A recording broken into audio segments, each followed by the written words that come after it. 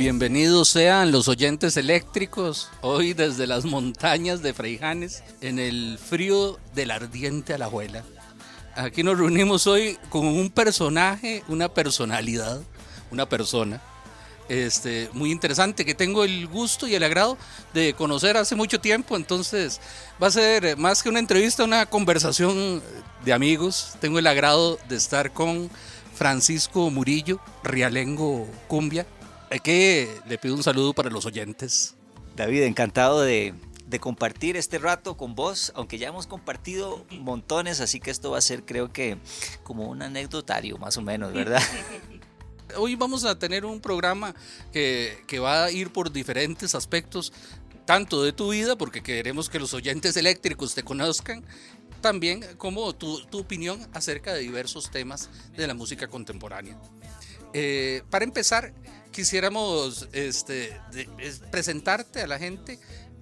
Francisco Murillo, que podríamos empezar con decir que es músico, pero se quedaría muy corto. Sabemos que estudió comunicaciones, estudió teatro, ha trabajado y ejercido en ambas disciplinas también, además de la música.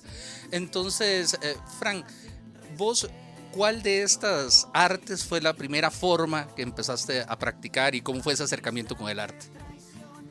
Bueno, en realidad ninguna de las dos.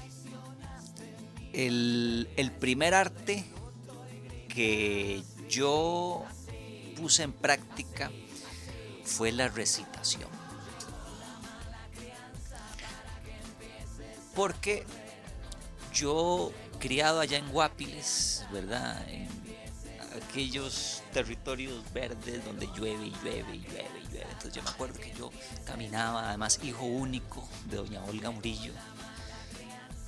Era un ser bastante solitario y bastante intimista. Entonces me acuerdo que en algún momento por ahí de los 11, 12 años comienzo a sentir que tengo una voz interna que me dice cosas, ¿verdad? Entonces yo comienzo a organizar esto y no se me ocurre escribir sino hasta 13, 14 años por ahí, sino que yo empezaba a memorizar. Y entonces, por ejemplo, yo me hacía un pasaje del caminante y ese caminante resulta que decía, pensaba y creaba y, ¿verdad? Él tenía una ficción ahí.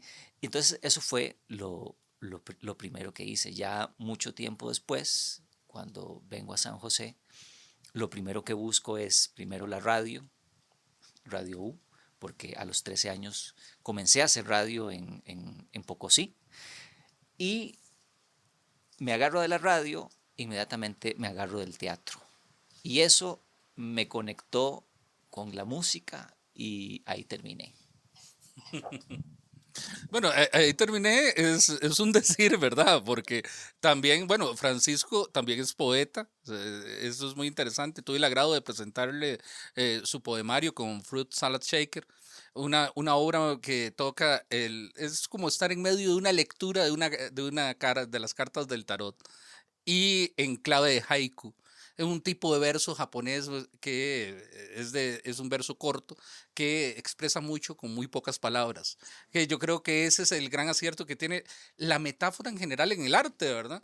Que es esa capacidad de síntesis. Yo creo que vos la has manejado en todas las formas artísticas, ¿verdad? Que has trabajado. Bueno, me parece que el asumirse como artista ya de una vez te invita necesariamente a asumirte como comunicador y si te asumís como comunicador tenés que hacer uso de esa síntesis obligatoriamente porque más en tiempos como estos, si no te agarro ya, no te agarré nunca, ¿verdad? Entonces, eh, el haiku como experiencia que lo tomé fue muy gracioso porque mientras estaba trabajando con Bernardo Quesada, mi primer disco, Exposición de la Ciudad, me dice Pillo, porque eh, él me decía así, Pillo, Pillo, dice Pillo, ahí hay un libro de una vara que se llama Haikus. Dice, usted sabe que yo no leo, a mí no me cuadra leer, ¿por qué no se lo lleva ahí? Y comienzo yo a ver esta síntesis del haiku y entonces como tenía que ir a trabajar, en ese momento estaba trabajando con una productora que se llamaba Piel Dorada. ¿Se acuerda de Piel Dorada? Claro. Bueno, yo trabajé para Piel Dorada en la parte de audiovisual. em, y tenía que viajar a Pavas, donde estaban las bodegas, y mientras iba en el tren, iba haciendo ese ejercicio de resumir todo en líneas de 5, 7, 5. Una cosa que quedó ahí, ¿verdad? Y que después se convierte en este libro, pero que efectivamente lo apliqué a todo porque es la necesidad del comunicador, ¿verdad? De ser preciso. Ujú, ujú. Sí, la precisión del lenguaje en todas las formas, es que es la única manera de transmitir, ¿verdad? Que es lo que vos haces muy bien. Recuerdo que la gente antes estudiaba comunicación, sobre todo porque no habían tampoco carrera de cine en Costa Rica en ese momento. Tenemos unos años, ¿verdad? Para que los oyentes vayan ubicándose. En ese tiempo no había carrera de cine, entonces la gente que quería trabajar audiovisual estudiaba comunicación. Y bueno, vos has trabajado en el mundo de la comunicación con diferentes productoras. Bueno, ya mencionaste lo de Piel Dorada, pero también con Producciones La Zaranda, ¿verdad? Y bueno, ahora nos interesa mucho que te estás trabajando también el tema de lo que ha sido un tipo de música. Yo me recuerdo cuando Francisco, es más, y eso ya va la primera anécdota, cuando vos me llamas un día, Francisco era cantautor en ese momento, entonces antes de eso había estado en la banda de rock El Paso, después estuvo su carrera como cantautor y me dice, Mae, estoy haciendo esto y me mandaste una maqueta en cumbia. Eh, y, el- y me encantó, bueno, por algo estamos aquí hoy también. Es bonito ver cómo uno llega a admirar tanto a los amigos. Mi admiración absoluta a todos esos proyectos, de verdad. En, vos cuando me dijiste que ibas a hacer, digo yo, mae, pero ¿por qué cumbia? Me pareció interesante, me gustó, pero digo yo, ¿por qué la cumbia? Y recuerdo que vos me diste una explicación muy latinoamericana que quizá, no sé, porque tengo que disfrutar en algún momento de tu documental que todavía no se ha estrenado, que Francisco acaba de dirigir un documental sobre la cumbia. Este, ¿Por qué la cumbia? Creo que el arte, David, y vos en eso me puedes secundar. El arte es la oportunidad más grande que puede tener un ser humano para buscarse, ¿verdad? Para buscar ahí adentro quién es, qué es, de dónde viene, ¿verdad? Que todas esas preguntas filosóficas profundas que son necesarias para ir sosteniéndose en esta vida y con tantas experiencias, ¿verdad? Entonces, fíjate que lo que a mí me sucede es que exposición de la ciudad y conocer a Perro Son Popo, que pues nos conocimos en un evento porque vino Pedro Guerra a Costa Rica y ahí nos juntamos, ¿verdad? Entonces hice amistad con Perro Son Popo. Ramón me dice, mira, venite para Nicaragua para que vayas allá a cantar. Y eso me abrió las posibilidades de hacer una ruta centroamericana, de llevar mi música a Nicaragua, a El Salvador, a Guatemala. Y en ese trayecto quedé muy desilusionado de mi música, que sentí que era una búsqueda que así como estaba, en esa forma que tenía, no se conectaba con esa realidad centroamericana, ¿verdad? Por primera vez logré yo ver más allá de lo que yo tenía, que era Costa Rica, mi barrio, Guapiles, ¿verdad? Y a partir de ahí me empieza a resonar eso que había visto ahí, que para mí era un hallazgo, que era una constante que unía todos los países de Centroamérica. En ese momento yo dije, de Centroamérica, qué interesante. Centroamérica tiene algo que, aunque ellos, para el nicaragüense, el costarricense, más o menos, y el guatemalteco no te habla muy bien del Nica tampoco, ¿verdad? Y hay ahí como un conflicto, resulta que hay una música que se mantiene ahí en el fondo, que es una constante. Y yo dije, aquí hay algo raro. Y ahí es donde yo comienzo a hacer eso de esa maqueta que yo te mando. Y es cuando surge primero Mandala, porque se iba a llamar Mandala.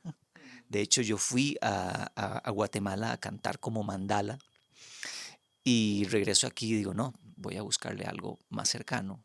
Y resultó siendo Realengo, que era uno de los barrios donde yo crecí, ahí en Guapiles. Y así fue como comenzó la cumbia. Mandala, estabas muy a lo Cortázar, ¿te acuerdas de que Rayuela, la novela de Cortázar, él le iba a poner Mandala primero? Pero bueno, entonces parece que para encontrar el nombre correcto a las cosas hay que ponerle primero Mandala. Y que nunca se encuentre, ¿sí? Bueno, entonces esta búsqueda me parece que es la búsqueda de la esencia, en lo que vos estás, porque siempre, bueno, el incorporar el barrio, la autenticidad de dónde venís, de Guapiles, esa migración interna, que es de Guapiles a San José, y después esa comunicación con Latinoamérica. Además de esa cumbia, ¿qué mensaje interior crees que lleva esa música? Además, bueno, conozco, tal vez por contexto, el tema social que siempre te ha preocupado, pero ¿qué mensajes crees que están ahí implícitos dentro de esa música? Bueno, en mi caso específico, ¿verdad? Y hablando de mi música, tengo marcado un primer momento, que fue aquel primer momento que vos mencionaste de El Paso, ¿verdad? De Francisco Murillo, el cantautor, que fue un momento sumamente para adentro, ¿verdad? Sumamente introspectivo. Pero después, cuando ya comienzo con el proceso de la cumbia, resulta que pasamos del círculo introspectivo a el, el social. Y es lo que está pasando, lo que está pasando afuera. Afuera está pasando una Costa Rica que no me está gustando tanto.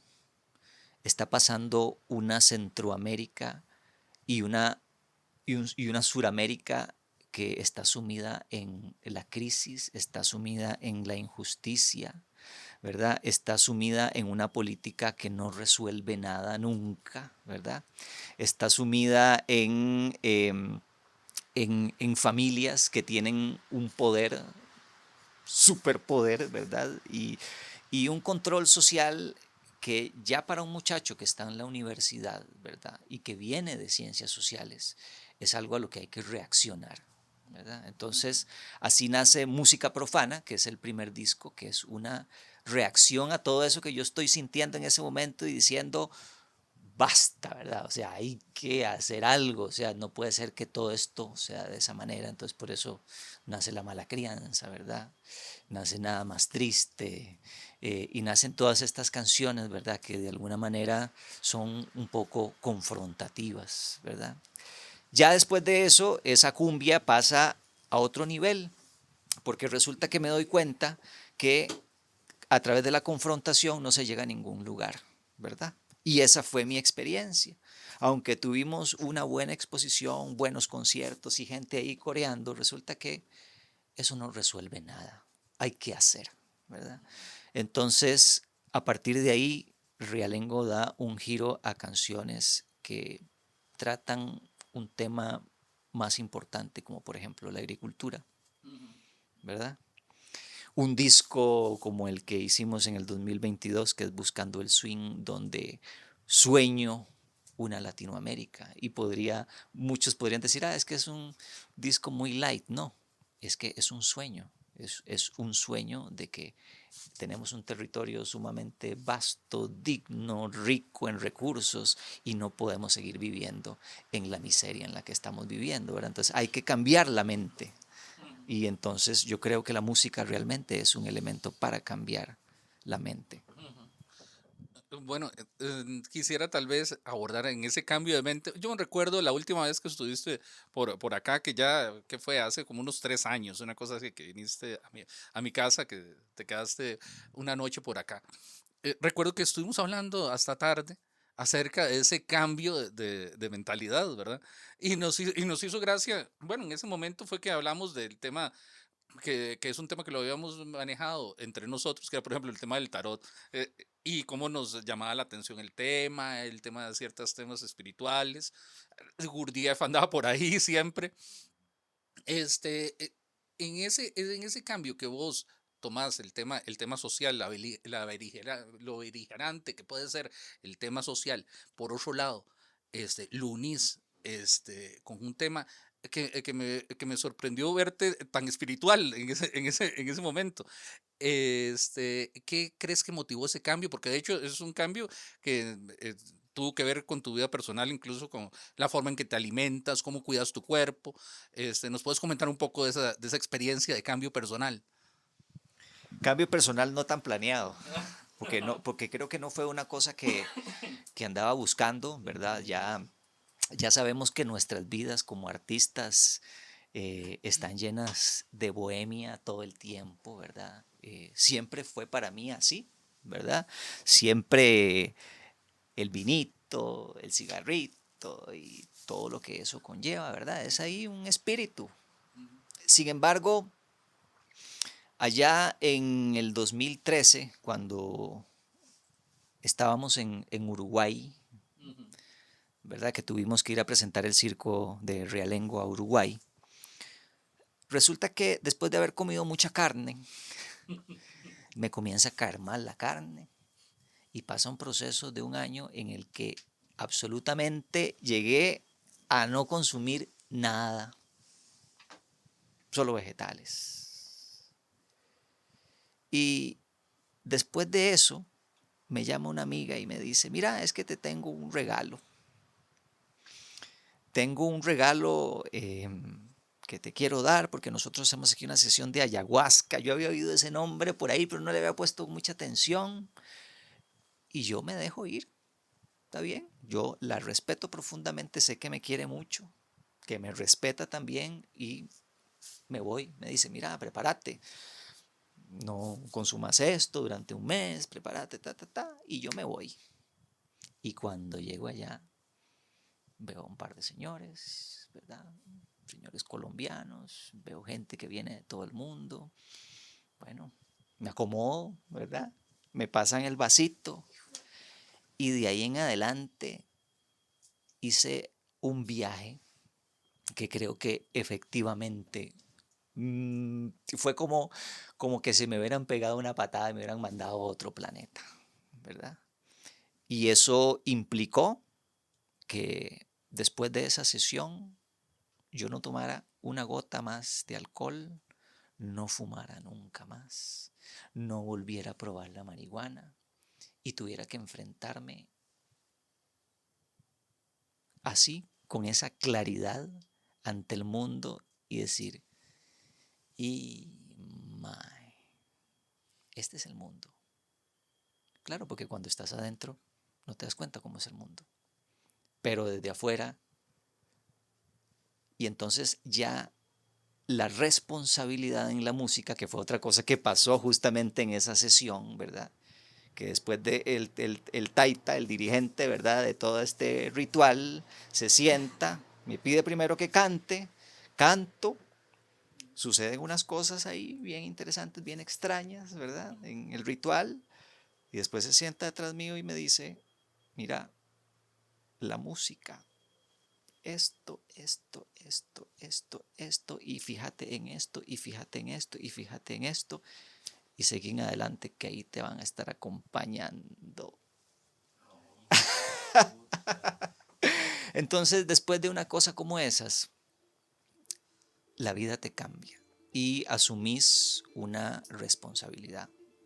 Sí, una responsabilidad, ¿verdad? Como la asume un padre de familia con la música y con la sociedad. Y creo que eso es lo que estoy haciendo ahorita.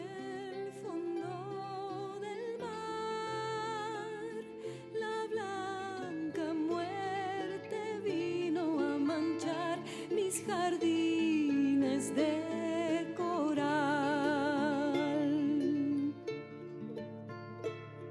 Quisiera yo saber a quién puedo culpar. Es una pena que lo vuelva a hacer la cruel humanidad. Madre, madre de los mares, jardín hermoso de corales, madre inmensa de las aguas. tu vida. Yo venía por ese lado, precisamente te iba a preguntar porque yo no quería ver dónde estaba enmarcada la gira a Uruguay en medio de este cambio tuyo. Porque para los que no tengan contexto, vos llevaste la cumbia con el circo fusionado en una gira a Sudamérica. Es una de las experiencias que yo solo he visto en la documentación que hay de eso, que es algo maravilloso. Bueno, vos con tu traje de payaso, los malabares en medio de la cumbia, ¿cómo interpela eso a la gente? Bueno, ¿nos puedes hablar un poco de esa experiencia? ¿Cómo fue esa gira? Bueno, yo pensé un par de anécdotas que no sé si querás contar. Ve, te voy a decir cómo fue eso, porque realmente las cosas, cuando uno se entrega al arte, ya sabemos que dinero no hay, ¿verdad? Dinero no hay, plata no hay, entonces usted disfrute el viaje a como puede. En ese momento, resulta que estaba la campaña a todo dar con Luis Guillermo Solís, ¿verdad? Que estaba de candidato. Eso fue previo a el viaje que nosotros teníamos a Uruguay. Me llama Manuel Ardón y me dice: Fran, necesito que toques con Rialengo ahí, ¿verdad? Y le digo: me cae perfecto porque necesitamos llevarnos plata para que vamos a estar allá, ¿verdad? Son 9 personas y toda la cosa, ¿verdad? Y entonces, perfecto, hacemos todo eso. Lo que no sabían los músicos en ese momento, y nadie sabía, ellos solamente estaban esperando tiquetes y me preguntaban por el día de salida y todo. Yo les metía una por aquí y otra por allá. Lo que no sabían los músicos es que el alcalde de Pocosí de ese momento, quien se había comprometido a dar un dinero para el viaje, resulta que se escondió y no lo dio. Y entonces yo tenía menos $10,000 en ese momento para comprar tiquetes. Solamente tenemos una plata de Ibermúsicas que eran $5,000, pero no alcanzaba para comprar 9 tiquetes a Uruguay que estaban costando $1,600, $1,700 cada uno, ¿verdad? Para esos momentos yo había conocido a doña Amelia Rueda, porque a doña Amelia le llegó el disco de música profana y a la señora le gustó. Y un día recibo una llamada: mire, le habla Amelia Rueda. Y yo pensé que era una broma, ¿verdad? Sí, pero ya cuando escucho bien me doy cuenta que sí, que efectivamente es. Me dice: a mí me gustaría invitarlo a usted al programa para que presente el disco. Y pues, lindísimo, llegué, presenté el disco allá. Ese día se vendieron 400 discos de música profana. La discográfica Papaya Music estaba como loca, ¿verdad? Porque una cosa que no había pasado nunca. Y había entablado una cierta cercanía con la señora como para tener la confianza de llamarle y decirle: doña Amelia, estoy metido en un broncón. Resulta que el señor aquel se me escondió y tengo a todos los músicos esperando. Todo está amarrado en la Sala Citarrosa en Uruguay y resulta que me faltan como $10,000. Me dice: ay, papito, déjeme ver cómo le puedo ayudar. No le prometo nada. A los 20 minutos me devuelve la llamada y me dice: mire, háblese con Carolina XX, acá está su correo electrónico, el BAC le va a ayudar. Y en cuestión de media hora, por intervención de la señora, yo tenía $10,000 en la cuenta para que nosotros, como 4 o 5 días después, estuviéramos agarrando un avión para Uruguay. Y así comenzó el circo de Rialengo. Aquello fue muy efusivo porque tocábamos en la sala que es una de las salas más importantes de Uruguay. Tuvimos ese privilegio de que nos permitieran presentar ese espectáculo ahí.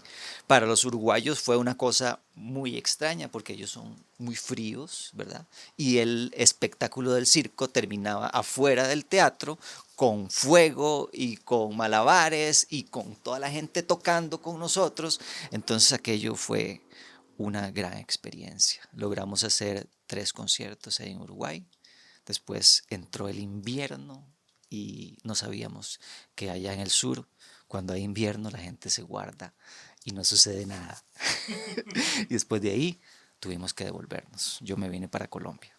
Y Francisco, ¿eso se presentó en Costa Rica alguna ocasión, el espectáculo de circo? Porque yo lo he visto documentado, pero ¿dónde más viajó ese espectáculo? Ese espectáculo lo presentamos ahí en el Festival de las Artes ese año y lo presentamos en la Universidad de Costa Rica también. Sí, claro que sí. Frank, ahí es donde yo creo que por ese tiempo es que vos tomás una decisión muy valiente, que a mí me sorprendió mucho porque Frank, un profesional de la música que vive de lo que hace y de lo que adora, le tiene tanto respeto que un día me dijo, David, es que yo ya no toco bares, yo solo toco en lugares que se vaya a apreciar la música. Eso es una decisión. En Costa Rica, volvemos al contexto costarricense, ¿verdad? Que la mayoría de músicos al menos así sacan un par de fechas y después les da chance de hacer otras cosas. Pero vos decidiste dejarlo del todo y respetar la música. Yo creo que eso fue más o menos por esa fecha, me parece. ¿Me podés hablar un poquito de esa historia? Sí, David, eso fue un poquito después y eso creo que tiene que ver con todos estos cambios, ¿verdad? De los que estábamos hablando, de asumir una responsabilidad más allá de lo que había asumido antes la música y también de compartir, porque he tenido la oportunidad de compartir con muchísimos músicos que son leyendas en este país, que son pues les debemos muchísimo, ¿verdad? Y que desgraciadamente su trabajo, pues, no ha ido más allá, ¿verdad? Entonces, ya un poco, pues, analizando cómo ha sido la historia de Costa Rica con la música,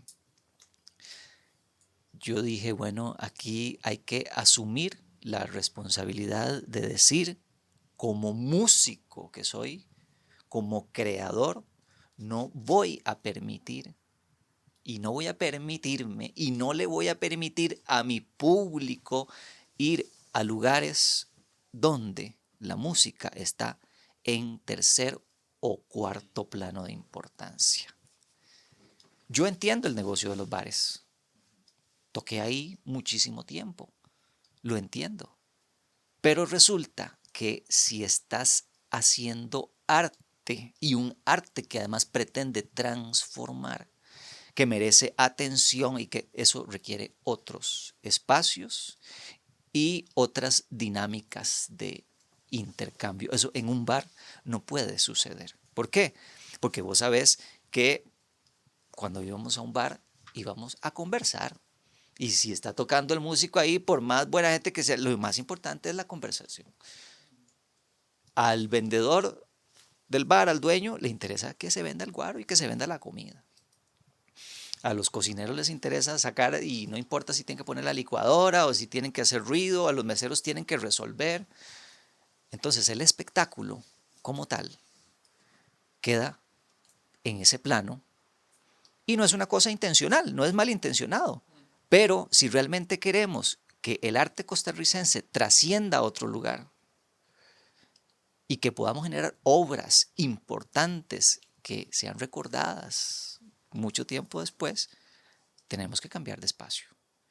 Y eso es lo que yo creo y por eso he tenido un montón de broncas con gente muy querida que tiene lugares, ¿verdad? Y mira, es que no, pero es que no, porque ¿cómo se te ocurre decir que no, esto es un centro cultural? Digo, sí, pero no, es que estás vendiendo guaro y estás vendiendo comida y yo yo quiero hacer otra cosa. Entonces, no ha sido fácil, pero me parece que es importante.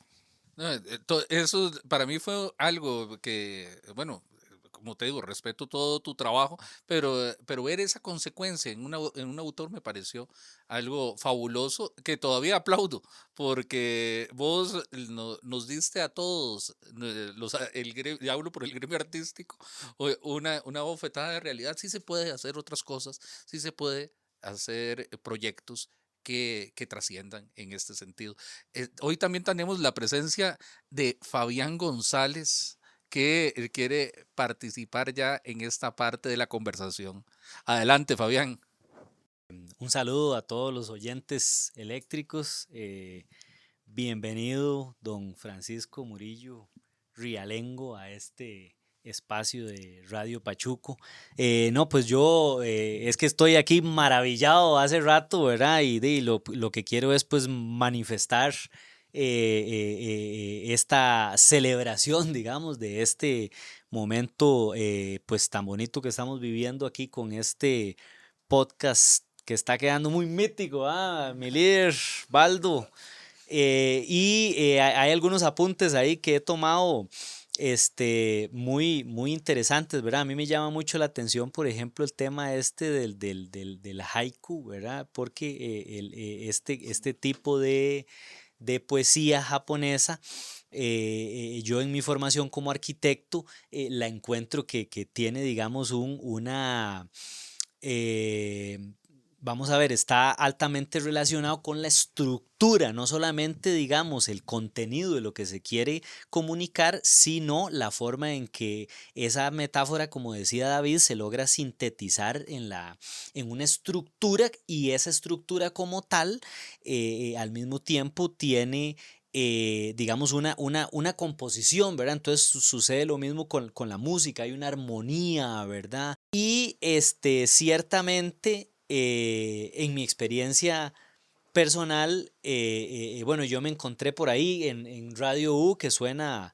bastante ahí para que los oyentes eléctricos tengan una referencia, además de, bueno, algunas de las canciones que han sonado, que por ahí van a estar en el podcast para que los oyentes puedan buscarlas, como esta primer pieza que sonó al principio del podcast, La Mala Crianza, ¿verdad?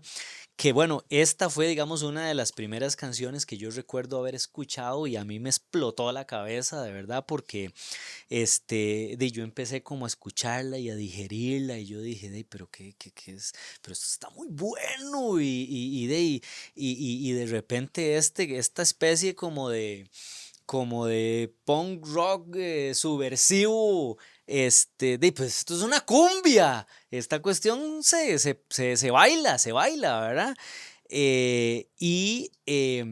Más allá de eso, y es, digamos, a lo que quiero llegar, ¿verdad? Ya usted lo decía, eh, en el trabajo artístico, bueno, el arte es precisamente esa búsqueda, es una búsqueda interna, ¿verdad? Y es una búsqueda que a partir de cierto momento se convierte en una responsabilidad de, digamos, encarrilarse, digamos, en una forma de pensamiento. Y en este sentido, vamos a ver, hay como muchas corrientes de pensamiento que se podrían plantear socialmente. Y algunos artistas, bueno, entonces dentro de esa búsqueda llegan como a un plano en donde lo que hacen es de enfocarse, digamos, como en una línea de pensamiento, pero entonces por ahí es donde tal vez las cosas se pueden empezar a volver como un fin en sí mismo, ¿verdad? O hacerse como más eslogan, o más panfletarias, ¿verdad? Yo, bueno, tengo otra anécdota que quisiera ya como al final intervenir nuevamente para contarla, introducir un tema que a mí me encanta, ¿verdad? Que es siembra. Eso es lo que pienso, ¿verdad? Pienso, y es lo que quería aprovechar, que con tu trabajo vos logras comunicar una luz interna, ¿verdad? Entonces puede ser como un faro, como una guía, y está por encima de muchas otras discusiones que estamos viviendo en este momento a nivel social, a nivel político, a nivel artístico, pero que están como dando vueltas en círculo y conduciéndonos siempre a lo mismo, pero entonces ahí es donde hay que trascender. Entonces, pues de mi parte, muchísimas gracias, ¿verdad?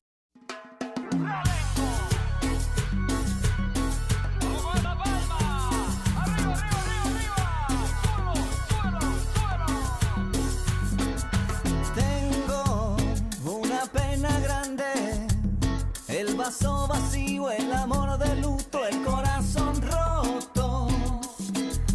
Tengo una pena grande, una vida media, la casa en desorden, el corazón roto.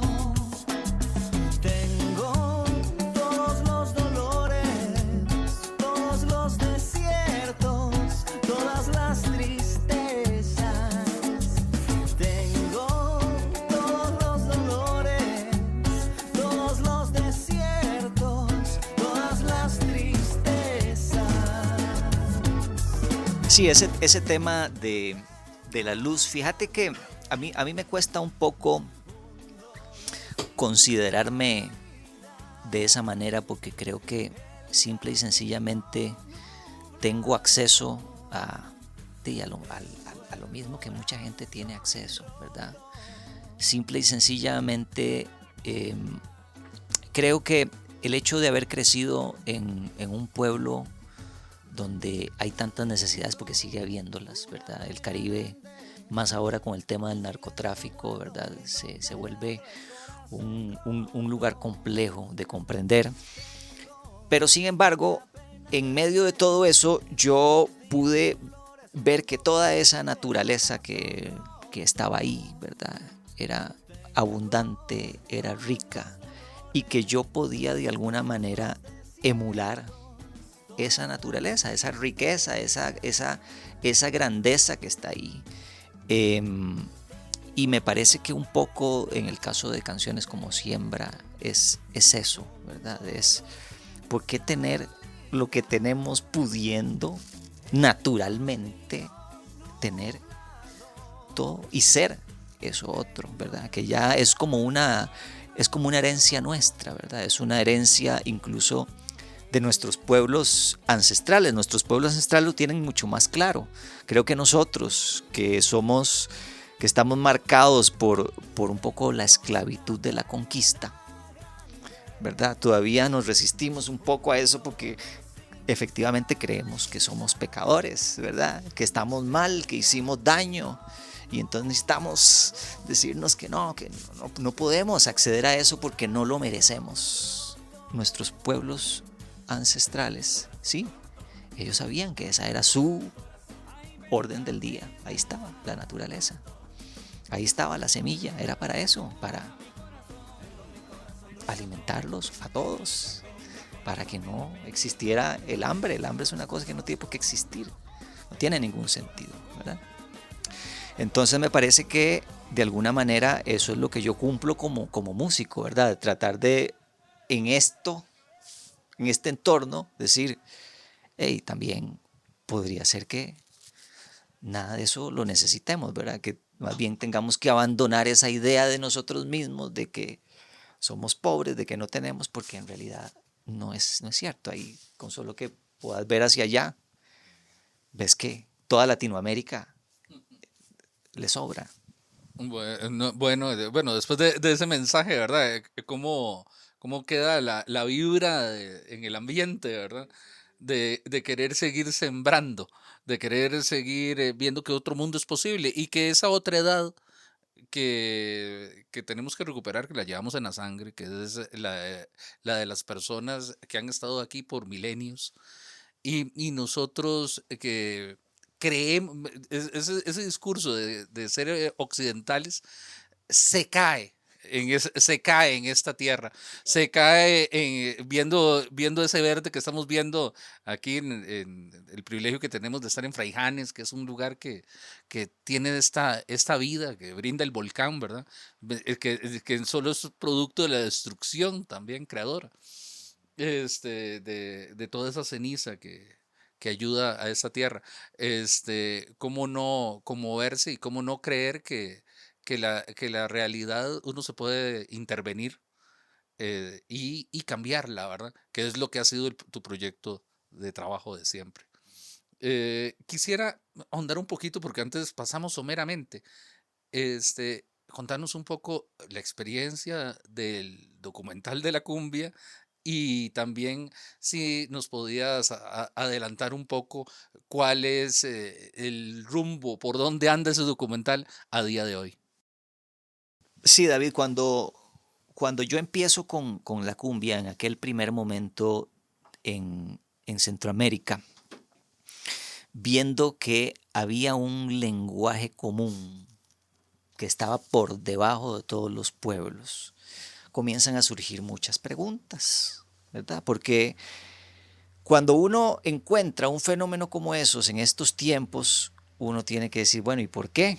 ¿Por qué ese género musical que está ahí como latente, que no es un género musical ni siquiera que fue absorbido por la gran industria, sino que fue un género musical que surgió de la industria latinoamericana, ¿verdad? ¿Por qué se mantiene de esa manera? Y entonces me comienzan a surgir muchas preguntas y comienzo a irme profundo. Ya cuando llegué a Colombia por primera vez con mi música, logro darme cuenta que ese fenómeno dentro de Colombia es otra cosa distinta que lo que nosotros vivimos aquí afuera. ¿Sí? Entonces ya comienzo a meterme más a través de los libros, que era lo que tenía, a través de algunos videos, a través de cosas que me podían decir en Bogotá o en Medellín, que no es la costa, pero... Y topo con la suerte de que un amigo músico, Alejo García, me dice, mira, aquí te paso esta galeta de música que es parte de mi investigación personal. Esto más o menos se organiza así, yo tampoco lo tengo muy claro, pero ahí puedes ir ahondando. Entonces ahí, ya a partir de ese momento, yo dije, bueno, me voy a meter de cabeza en la cumbia a ver qué es esto, de dónde surgió, porque tenemos muy poca información. Tenemos un género musical ahí que sí es popular, pero eso, ¿cómo se origina? De eso trata el documental. El documental es un viaje en el 2019 financiado por Ibermúsicas para que nosotros nos metiéramos durante mes y medio e hiciéramos el trayecto desde San Juan de Urabá, que limita con Panamá, allá cerca del Darién, hasta Barranquilla. Todos esos pueblos moviéndose hacia arriba para conocer todos los géneros musicales que nacen y se mantienen ahí y que le dan nacimiento a lo que nosotros conocemos como cumbia. ¿Por qué lo que nosotros conocemos como cumbia? Porque cumbia es lo que se llama una denominación discográfica. En los años 50, allá en Discos Fuentes o Codiscos, que estaban las discográficas en la costa, resulta que el nombre cumbia, por unas cuestiones estrictamente, digamos, casuales, comienza a resonar como algo importante, identitario, y se asume ese nombre para todas esas músicas que estaban surgiendo de esa zona, ponerles cumbia. Aunque en esas primeras cumbias vos escuchás porros, escuchás algunas cosas de música de gaitas, escuchás son de negro que está ahí metido también dentro de esas grabaciones, pero no se delimita, ¿verdad? ¿Por qué? Porque había que ponerle un nombre, así para que la gente lo reconociera. Y así fue como salió. Esa cumbia que se graba ahí en Colombia pasa a Venezuela, Venezuela la monta con sus grandes orquestas, llega a México, México la monta con sus grandes orquestas y ¡boom! reventaron Latinoamérica con una cosa que se llamaba cumbia, pero nunca supimos de dónde había venido eso. Y resulta que esa música, aunque vos no creas, tiene elementos que son incluso prehispánicos, antes de la llegada de los españoles. ¿Por qué? Porque uno de los fundamentos principales es la música de gaitas. Y la música de gaitas le pertenece a todos esos nativos que estaban ahí en esas zonas, ¿verdad? Que después eso se mezcla con los tambores africanos, que después se mezcla con la palabra y termina en los años 60 dándole un origen, ¿verdad?, a una cosa que conocimos como cumbia, ¿verdad? De eso trata ese documental que ahorita justamente está siendo preparado para hacer un circuito de festivales internacionales, ¿verdad? Porque así como Costa Rica merece saber de dónde viene eso, también un montón de países necesitan saber de dónde vienen esas músicas, ¿verdad? Y ese pensamiento tan originario de qué es la música, porque resulta que no tiene nada que ver con partituras, tiene que ver con espiritualidad, tiene que ver con el poder de la ejecución de instrumentos que transmiten códigos que se mantienen hasta el momento en músicas como el reggaetón, por ejemplo, que vienen de África. Pero eso es otro tema. Entonces, después de eso, hacemos el estreno aquí en Costa Rica. Bueno, maravilloso saber que ese trabajo está viendo la luz y que bueno, que pronto lo vamos a tener por esta tierra. Tal vez un tema solo por puntualizar, que es el tema del instrumento, la gaita. Cuando hablamos de gaitas en este género que llamamos cumbia, ¿verdad? Estamos hablando de un instrumento tradicional de la costa caribeña colombiana. Sí, lo podés un poco describir cómo es el instrumento para que la gente tenga la idea. Sí, las gaitas son unas flautas, ¿verdad? Que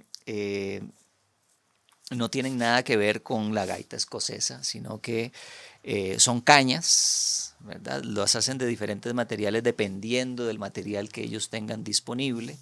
Y proviene de los indígenas. Ellos les llamaban cuisis. Hay dos gaitas, una que se llama gaita hembra y otra que se llama gaita macho. La gaita macho es la que sostiene el ritmo y la gaita hembra es la que improvisa, ¿verdad? Y hace la melodía.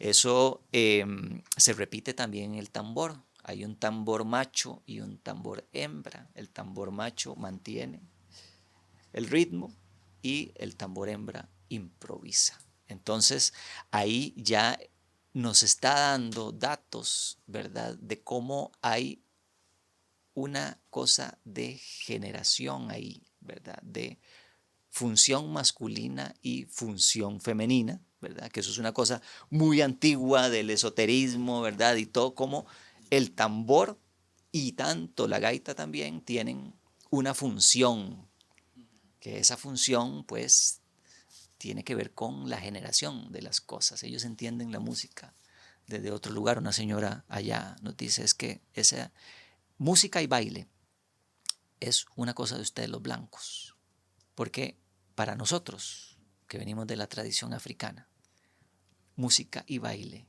no se separa, es lo mismo y proviene de la vida. Lección, ¿verdad? Entonces, a botar todo lo que venías pensando de la música, porque resulta que nuestro pensamiento nativo nos dice otra cosa, ¿verdad? Que se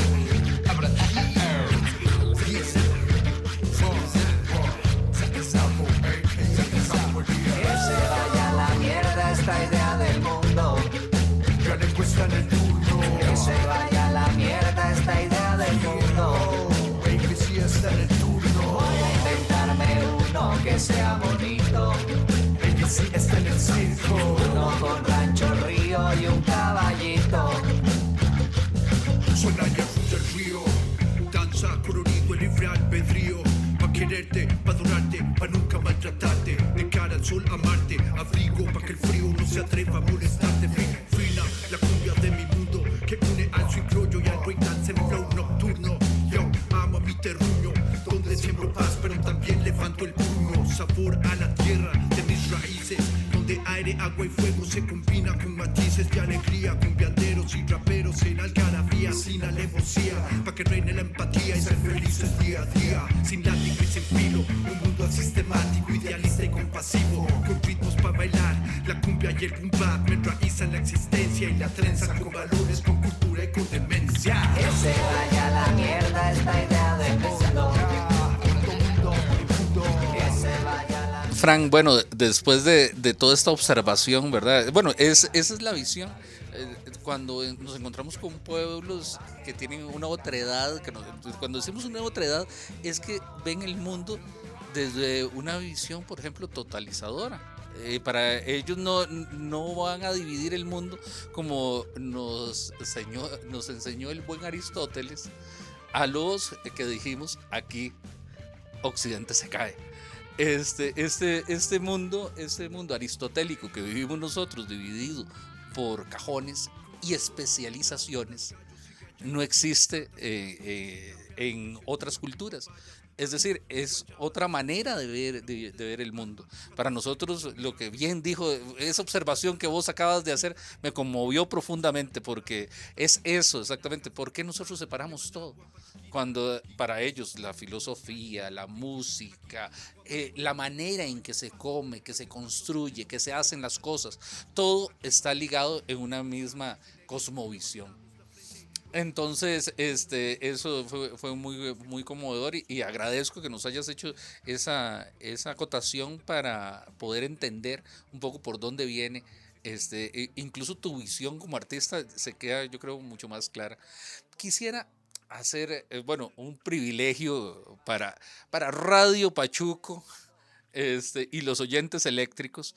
El libro que vos sacaste, que tuve el honor de presentar, es un libro que yo creo que no se ha documentado en ninguna grabación, sus poemas. Si nos pudieras hacer una breve lectura de los poemas ahí contenidos, algo que nos quieras compartir, será un lujo y un privilegio para todos los oyentes eléctricos. Sí, bueno, este libro se llama originalmente Tarot Haiku, ¿sí? Porque son 22 piezas, ¿verdad? Basadas con los arcanos mayores del tarot, ¿verdad? Y un haiku para cada uno de ellos. Entonces, bueno, no le voy a dar los nombres, pero ya saben que van desde el 0, ¿verdad? Hasta el 20. Ajá. Entonces, dice así. Un nuevo mundo nace en cada latido. Eso es la vida. Cada universo, por cercano o lejano, florece a tiempo. Solo hay un cielo, viste luces y sombras. Esa es la magia. Reina suprema como vientre del tiempo, dando a luz mundos. Reina supremo, silencioso y oculto, vive invencible. Nada más santo que ser todas las cosas en una vida. Siembra en la tierra amores de colores, otros futuros. Vuela infinito, aunque haya relámpagos, no te detengas. No hay movimiento que escape de aquella ley, diente por diente. Cumple la misión, completa lo incompleto, vuelve al silencio. Cuerpo y planetas, universos y sueños, todo es lo mismo. Rudolf Steiner en su última vida venció a la fiera. Hay un espejo en todas las miradas, detente y mira. Todas las muertes, aunque nos cueste aceptar, son nacimientos. Todas las cosas, aunque nos cueste aceptar, son principio y fin. Mira al espejo. ¿Quién es ese demonio? Se parece a vos. Son las palabras castillos de mentira, un mundo aparte. Si pierdo el rumbo, me alumbro con estrellas, vuelvo al camino. Aún la luna se entrega a la mentira, se olvida el cielo. También adentro habita lo divino, brilla un mismo sol. No tengas miedo, fuiste siempre eternidad, todo fue ilusión. No cabe duda, aunque vos estés lejos, nos une el cielo. Bueno, muchas gracias. Gracias por esa lectura. Bueno, ya conocieron en Radio Pachuco a Francisco Murillo Rialengo, poeta. Entonces, la versión poeta la tenemos aquí. Bueno, un lujo, Fran. Muchas gracias por acompañarnos el día de hoy. Para todos los oyentes y para nosotros aquí reunidos ha sido una celebración, un festejo tenerte por acá. Si quieres dar un mensaje de despedida y después nos comunicamos con Fabián González. No, muchas gracias, David, a vos. Todo es parte fundamental para que sigamos creando una cultura que va a trascender en los próximos años. Así que más bien muchas gracias. Sí, muchas gracias. De verdad que muy, muy contento, David, aquí por este programa tan mítico que hemos tenido. A mí se me ocurre... y es la anécdota a la que voy, ¿verdad? Yo tuve la oportunidad de apreciar en el Museo Juan Santamaría, en la ardiente Alajuela, ¿verdad? Que ahí estuvo también David Monge regalándonos unos poemas, ¿verdad? En una actividad de arte por la paz, promovida por el artista Juan Carlos Chavarría, que le mandamos un gran saludo, ¿verdad? Y yo vi que decía, mira, se va a presentar Rialengo, hijo de puta, yo tengo que ir a escucharlo en vivo, ¿verdad? Y a mí me explotó la cabeza, Baldo, porque me parece que fue el último tema, y bueno, ya había subido el señor ministro de ¿cómo es que se llama? De seguridad, había subido, ya se había pavoneado, ya le habían hecho los honores del caso que había que hacerle y toda la cosa, ¿verdad? Y después Rialengo toca esa pieza y canta esa pieza, Siembra, ¿verdad? Que, uno la escucha y por supuesto tiene que ver con la tierra y con esa capacidad que estamos perdiendo los seres humanos de sembrar la semilla para nuestra propia vida, para nuestro sustento, ¿verdad? Pero a mí se me ocurrió ese día que esa pieza tuvo otra connotación diferente, porque yo veía como usted veía al ministro y le decía, siembra la tierra con cariño, ¿verdad? Y básicamente lo que le estaba diciendo es que usted tiene en sus manos un valor. La función pública es el valor del pueblo, su poder, el poder que usted ostenta, es en realidad el valor que el pueblo le está otorgando a usted. Entonces, para mí, esa es mi apreciación, ¿verdad? Para mí se le cagó, pero se le cagó con amor. Con amor, o sea, de una forma transformacional. Por eso digamos que vos comunicás esa luz interna, porque vas más allá. Por eso yo quisiera que escucháramos ya para finalizar esta pieza Siembra, porque realmente es muy bonita y de mi parte muchísimas gracias. Y nos despedimos aquí de la audiencia eléctrica desde las faldas del volcán Poás aquí en Fraijanes. Muchas gracias.